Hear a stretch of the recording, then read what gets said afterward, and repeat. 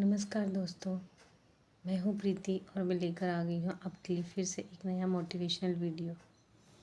दोस्तों, किसी ने सही कहा है कि जो आपके नसीब में होता है वो आपको मिलकर ही रहता है और इस बात से कभी आपको पीछे नहीं हटना चाहिए कि अब मैंने बहुत कर लिया, अब मुझे कुछ नहीं मिलने वाला, मेरे नसीब में कुछ नहीं है, भगवान ने मुझे कुछ नहीं दिया और मेरा नसीब तो ख़राब है। हम ऐसी ही नेगेटिव बातों में सोचकर हमेशा अपने आप को डिमोटिवेट कर लेते हैं और जबकि हमारा टाइम आ गया होता है, हमें वो सक्सेस मिलने ही वाली होती है और उस टाइम पर ही हम पीछे हट जाते हैं। उसी के ऊपर मैं आपको एक स्टोरी सुनाना चाहती हूँ कि एक लड़का था। वह लड़का हमेशा अपने छोटे छोटे से पिल्लों को खाना खिलाता था रोज़ रात को। हमेशा उसकी आदत थी कि वह ऑफिस से आता शाम को और खाने के बाद में अपनी वाइफ के साथ टहलने के बाद उसका एक नियम था रोज़ का कि वह अपने हाथ से जब तक बिस्किट नहीं खिला देता कुत्तों को तब तक उसे नींद नहीं आती थी। तो वह हर रोज़ खाना खाने के बाद अपनी वाइफ के साथ टहलने जाता तो वहीं पर छोटे छोटे से कुत्ते के पिल्ले होते, छोटे छोटे बच्चे, उनको वह रोज़ अपने हाथ से बिस्किट खिलाता था और बिस्किट खिलाने के बाद उसे बहुत खुशी मिलती थी। खुशी मिलती तो वह हमेशा ये काम पूरे नियम से करता था। फिर एक दिन क्या हुआ कि ऑफ़िस में उसे कुछ काम लेट हो गया और ऑफ़िस से उसे आने की छुट्टी नहीं मिल रही थी, तो उसके दिमाग में बस यही चल रहा था कि मेरे बच्चे भूखे होंगे, मुझे उनको खाना देना है।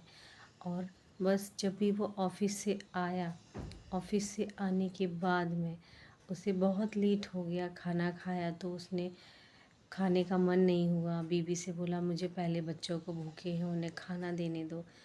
तो बीवी ने देखा कि बिस्किट नहीं है घर में, जो बिस्किट रोज़ खिलाए जाते थे वो बिस्किट ख़त्म हो गए। तो उसने पूछा और कुछ है?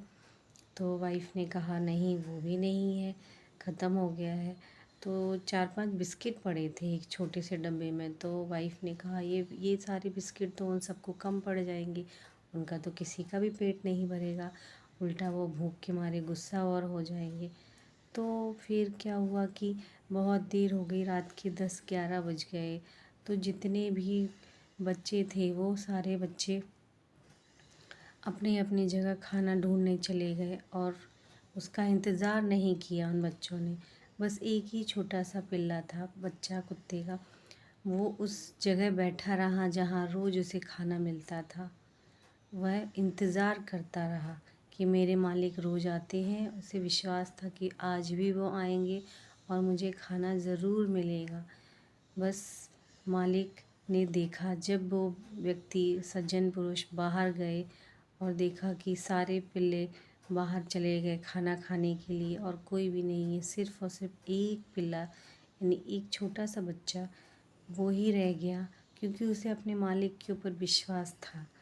तो उस बेचारे बच्चे को पूरे 5-6 बिस्किट दे दिए गए और वो बच्चे का अच्छे से पेट भर गया और वो खुश हो गया।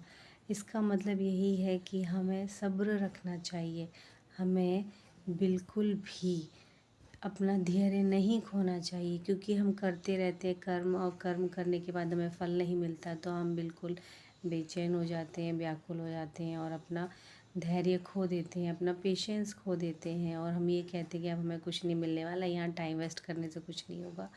लेकिन आपको जिस चीज़ पर अटूट विश्वास है, कम से कम उस चीज़ पर विश्वास बनाए रखिए। वो विश्वास आपको कभी खाली हाथ नहीं जाने देगा।